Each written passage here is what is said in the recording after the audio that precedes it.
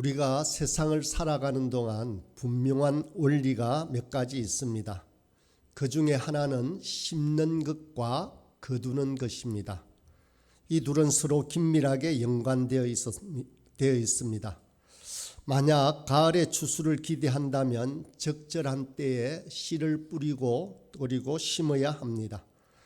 많은 양을 수확하고 싶으면 많은 양의 씨를 뿌려야 합니다. 좋은 품질을 수확하고 싶으면 양질의 씨앗을 또한 뿌려야 합니다. 우리도 인생을 살다가 언젠가 반드시 하나님 앞에서 우리 인생에 대한 추수를 평가받는 순간이 올 것입니다. 성경은 우리가 죽으면 끝이라고 말하지 않습니다. 반드시 죽음 후에 심판이 있다고 말씀하십니다. 지금 우리가 제대로 뿌려야 원하는 것을 거둘 수 있습니다. 이런 자명한 원리에도 불구하고 사람들은 어리석은 행동을 합니다. 7절을 보겠습니다. 스스로 속이지 말라. 하나님은 업신여김을 받지 아니하시나니 사람이 무엇으로 심든지 그대로 거두리라. 사람들은 어리석게도 스스로를 속이려고 합니다. 심는 대로 거둔다는 것은 틀림없는 진리임에도 불구하고 진리입니다. 콩을 심으면 콩을 얻고 또 그리고 콩을 심어서 팥을 기대하는 사람은 결코 없습니다. 그런데 사람들은 스스로를 속입니다. 어떻게 스스로를 속이는가 하면 심지도 않고 어떻게 되겠지라고 스스로를 속입니다. 어떤 사람은 이 땅에서 맹목적으로 되는 대로 살아갑니다. 우리 인생은 귀합니다. 한 번밖에 없는 귀한 인생입니다. 되는 대로 살아서는 결코 안 됩니다. 반드시 우리가 거둘 추수 때가 올 것입니다. 하나님 앞에서 우리 인생을 검증받을 때가 있다는 것을 알고 우리는 살아야 합니다. 아무 자격이나 공로 없이 은혜로 구원을 받았습니다. 어떤 사람은 이 말을 내가 아무렇게 살아도 구원받는 것처럼 해석을 합니다. 그런데 그렇지 않습니다. 하나님의 목적은 우리가 마음 중심으로 구원을 깨달아 하나님을 사랑하고 이웃을 사랑하는 하나님의 백성이 되는 것입니다. 그런데 사람들이 은혜라는 말을 잘못 이해해서 어떤 방식으로 살아도 구원을 받는 데는 아무런 지장이 없는 것처럼 생각합니다. 그래서 한 번밖에 없는 자기의 삶을 자꾸만 왜곡시킵니다. 이렇듯 사람은 참 어리석은 존재입니다. 남을 속이기도 하고 자신을 스스로를 속이기도 합니다. 그래서 하나님은 우리가 어떻게 살아야 하는지를 분명하게 말씀하십니다. 8절입니다. 자기의 육체를 위하여 심는 자는 육체로부터 썩어질 것을 거두고 성령을 위하여 심는 자는 성령으로부터 영생을 거두리라. 하나님 심판 앞에 섰을 때 어떤 사람은 다 썩어서 냄새 나는 것밖에 없는 존재가 됩니다.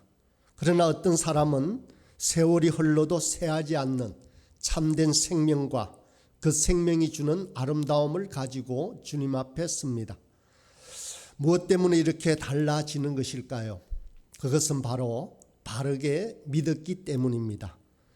믿음으로 구원받고 바르게 믿는다면 우리가 육체를 위하여 심지 않고 성령을 위하여 심는 삶을 살게 됩니다. 우리가 이 땅을 사는 동안 죽음이 있는 줄 알고 우리 주님을 알면 우리의 지각이 반드시 열리게 되어 있습니다.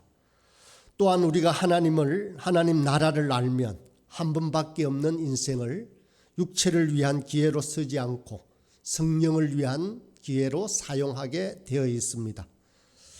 어떻게 사는 것이 육체를 위해 심지 않고 성령을 위해 심는 삶이 될까요? 우리는 이미 갈라디아서 5장을 다루면서 육체에 대해서 이미 살펴보았습니다. 육체가 무엇입니까? 우리는 죄를 가지고 이 세상에 태어났습니다. 그래서 죄에 익숙한 본성을 가지고 있습니다. 우리는 끊임없이 허랑방탕한 삶을 삽니다. 부지런히 땀 흘려 일하기보다 편하게 놀고 먹는 것을 좋아하는 옛 본성을 가지고도 있습니다. 그런데 이런 육체 안에 있는 것은 무엇입니까? 바로 이기심입니다. 자기만을 생각하는 그런 모든 죄인의 특징은 바로 이기적이라는 것입니다. 그렇다면 8절은 우리가 어떻게 해석할 수 있습니까? 나를 위하여 심지 말고 하나님의 이름과 이웃의 유익을 위해서 심으라는 것이 바로 성령이 가르치는 성경이 가르치는 성령을 따라 사는 삶입니다. 우리가 사는 이 사회를 한번 둘러보십시오. 이 사회는 자신의 소유를 자랑합니다. 돈, 신분, 지능, 그리고 재능, 지위 같은 것들을 자랑합니다. 이 모든 것을 누가 준 것입니까? 전부 하나님이 준 것입니다. 그러므로 하나님이 우리를 평가하실 때 그분은 우리가 가진 것으로 우리를 평가하지 않습니다. 하나님은 자신이 주신 것을 가지고 우리가 하나님과 이웃을 어떻게 섬겼는지 우리를 평가합니다. 결코 하나님은 우리 가진 소유로 평가하지 않습니다. 하나님이 우리에게 허락하신 것을 어떻게 사용했느냐를 가지고 평가하십니다. 이 세상은 자신이 가진 것으로 평가하지만 그러나 하나님은 결코 그 가진 것으로 평가하지 않습니다. 사람들은 자신이 가지고 있는 것을 마음껏 쓰고 노후를 보장하고 자식에게 물려주기 위해 애를 씁니다.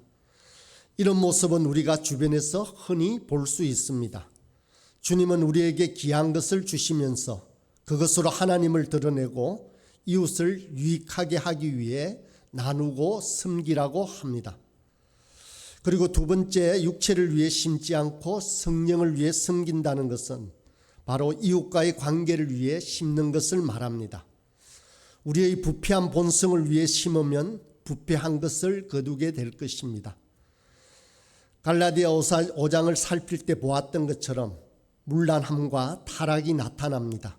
또한 사람 사이에서 일어난 억울한 사건을 마음속에 담으면서 어느 순간 싸워서 미워하고 다투다가 관계가 깨어지고 맙니다. 술 취하고 방탕한 삶에 자신을 내어주기도 하는 것이 육체의 일입니다. 우리는 육체의 일을 위해서 심지 않아야 합니다. 하나님이 주신 지각을 잘 사용해서 지금이 어떤 때인지를 바르게 분별하며 지내야 합니다. 모든 사람은 죄인으로 태어났습니다. 죄인으로 태어났기 때문에 끊임없이 이기적으로 살아갑니다. 그래서 사랑과의 관계가 어그러지는 순간이 오면 마음속에 담아둡니다. 사랑과의 관계는 어그러질 수 있다고 받아들이고 용서하고 살아야 되는데 그러지 않습니다. 표정으로는 나타내지 않습니다. 그러나 마음속에 깨알 같은 글씨로 써놓습니다. 언제 어디서 아무개가 뭐라 했다 잊지 말자라고 말입니다. 그렇게 호시탐탐 때를 노리다가 어느 순간 상대방의 허물이 드러나면 자신의 모든 분노를 발산합니다. 그래서 관계가 깨어져 버리고 맙니다. 관계는 중요합니다. 주님께서 우리를 한 몸으로 부르셨습니다. 우리가 힘을 다해 이웃을 아끼고 소중히 여기려면 자신을 죽이고 종노릇 하며 하나가 되기 위해 힘써야 합니다. 관계를 회복하는 피스메이킹을 해야 합니다. 산상수훈을 보면 화평하게 하는 자는 복이 있나니 그들이 하나님의 아들이라 일컬음을 받을 것이요 라고 했습니다. 하나님 자녀의 중요한 특징 중에 하나가 자기 자신도 화평할 뿐만 아니라 불화가 있는 사람들을 화목하게 한다는 데 있습니다. 사랑하는 여러분, 깨어진 관계 속에 머물지 않고 관계를 회복하기 위해서는 반드시 내가 종이 되어야만 합니다. 짐을 나누어 져야 합니다. 힘을 다해 자기를 부정하고 깨뜨려야만 합니다. 상대방을 이해해야 합니다. 영어에 이해한다는 뜻의 understand는 누군가를 진실하게 이해하려면 아래에 서 있어야 된다라는 뜻입니다. 그 사람 밑에 있지 않고는 절대로 이해할 수가 없습니다. 그 사람의 종이 되어야만 합니다. 사랑하고 아끼고 관계를 회복해야 한다는 것입니다. 이 말은 반드시 사교성이 뛰어나야 된다는 말은 아닙니다. 저는 부끄러움을 많이 타는 편입니다. 스스럼 없이 큰 소리로 인사하는 것도 힘들어합니다. 이런 기질은 잘 바뀌지도 않습니다. 여기서 말하는 것은 이런 기질을 바꾸라는 말씀은 아닙니다. 우리 속의 관계를 깨뜨리는 성향을 멈추고 하나님이 맺어주신 소중한 관계를 아끼고 사랑하라는 말입니다.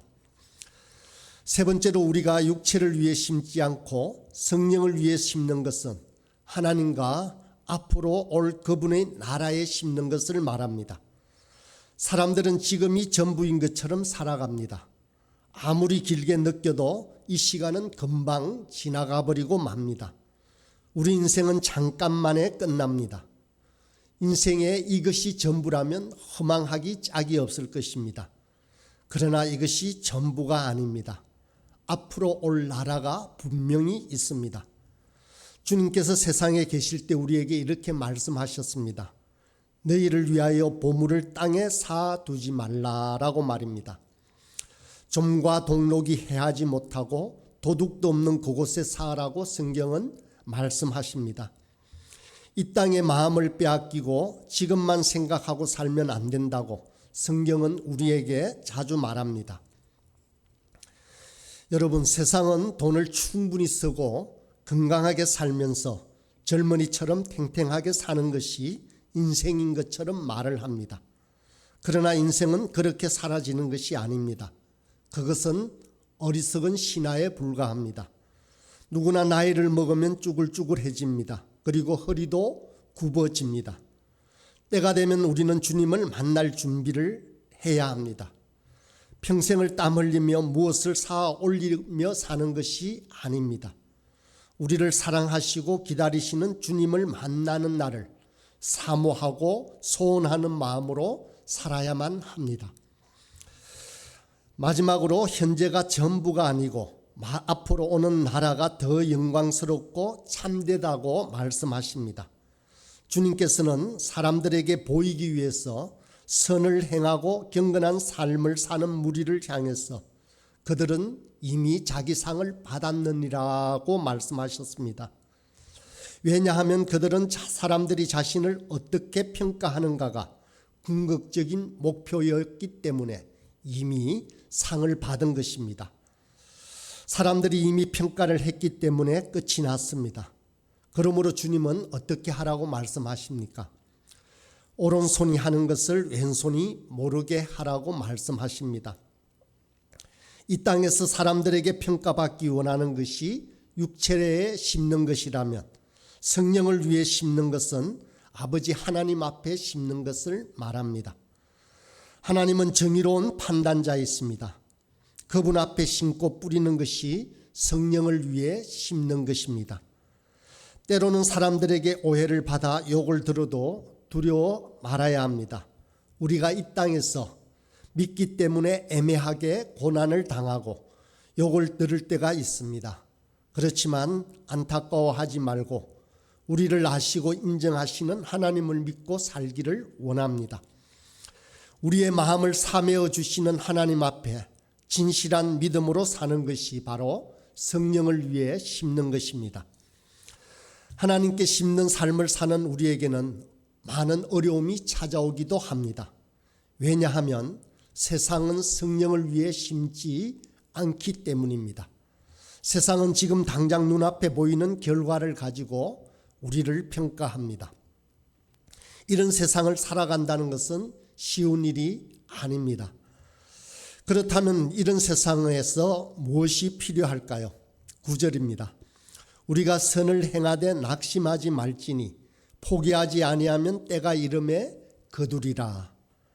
우리가 성령을 위해 심을 때 꼭 기억해야 할 것은 낙심하지 않고 오래 참으며 뿌리는 것입니다.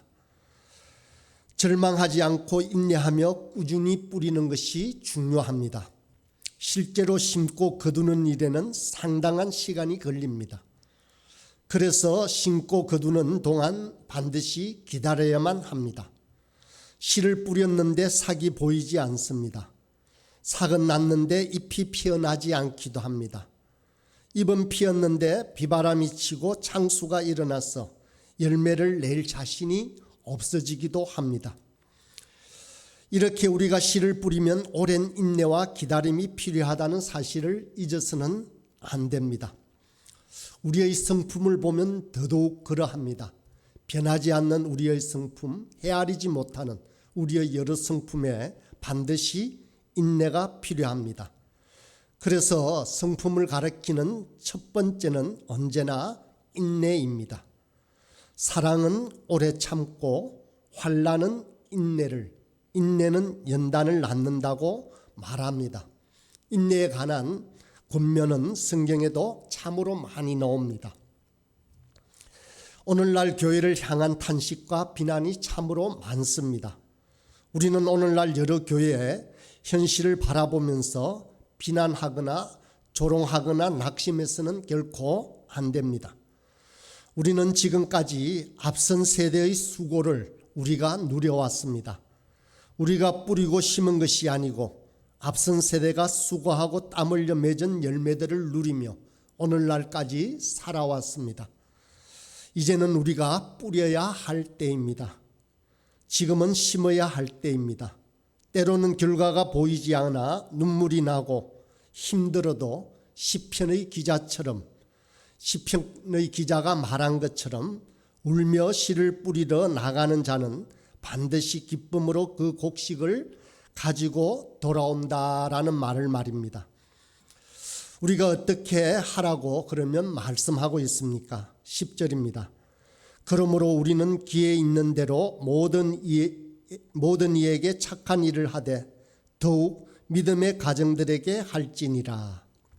여기서 기회 있는 대로라는 말은 우리가 일상을 살다가 어쩌다 주어지는 기회라는 뜻이 아닙니다. 때는 정해져 있습니다. 모든 것은 해야 할 때가 반드시 있습니다. 선을 행하는 것은 언제나 가능한 것이 아닙니다. 하나님이 우리에게 허락하실 때 반드시 해야 합니다. 이럴 때 이런저런 핑계를 대며 뒤쪽으로 밀어놓지 말고 기회를 얻는 대로 선을 행해야 합니다. 하나님이 기회를 주실 때 모든 사람에게 선을 베풀라고 합니다. 기회가 또 올 거라고 생각하지 말고 지금 하나님이 주신 기회를 반드시 붙잡고 모든 사람에게 선을 행하되 특별히 믿음의 가정들에게 하라고 권면하고 있는 것입니다. 우리는 서로를 돌아보면서 또 도전을 받으면서 이러한 기회를 잡고 그 기회에 그렇게 행하기를 원합니다. 이 말은 우리의 시각을 좁혀서 믿음의 가정들에게만 하라는 말이 성도들에게만 하라는 뜻은 아닙니다. 우리의 마음과 가슴은 늘 세계를 품고 민족을 붙들고 열방을 섬기고 북녘에 있는 동포들을 헤아려야만 합니다.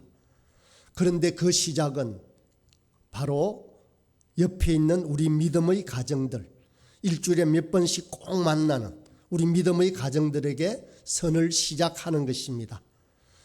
우리는 아프리카의 기아선상에 있는 아이들을 위해 후원하는 것을 할 수도 있습니다. 그러나 바로 옆에 있는 사람들의 눈물을 훔쳐주고 그들에게 작은 물질을 사용하는 것에는 인색한 본성을 가지고 있습니다. 우리 옆에 있는 믿음의 가족부터 시작해서 아프리카까지 사람을 섬기고 도우라는 것입니다. 가장 가까운 이웃은 상하게 방치하고 멀리 있는 사람들만 섬기는 어리석은 자들이 되어서는 아니 됩니다. 내 이웃부터 땅끝까지 선을 행하고 섬기고 사랑하라는 것입니다. 사랑하는 여러분, 오늘 교회는 결정적인 시간에 서 있습니다. 누구보다도 성령을 위하여 뿌리는 사람들이 많이 나와야 할 때입니다. 우리 부활소망교회가 성령을 위해 인내하며 뿌리고 심어야만 합니다. 그래서 주께로 돌아오는 영혼들을 향해 우리의 사랑을 심고 우리의 시간과 물질을 심어야만 합니다. 그래서 저와 여러분의 삶에도 생명 있는 참 열매가 풍성하게 맺히기를 간절히 소망합니다.